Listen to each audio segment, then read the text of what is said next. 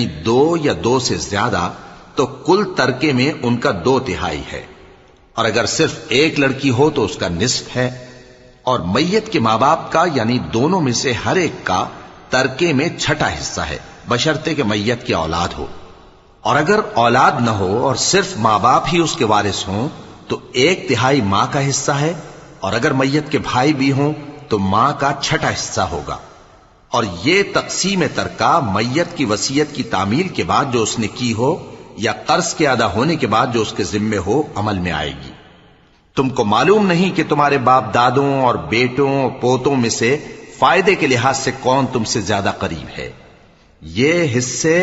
اللہ کے مقرر کیے ہوئے ہیں، اور اللہ سب کچھ جاننے والا ہے، حکمت والا ہے۔ اور جو مال تمہاری بیویاں چھوڑ مریں، اگر ان کی اولاد نہ ہو تو اس میں سے نصف تمہارا ہے،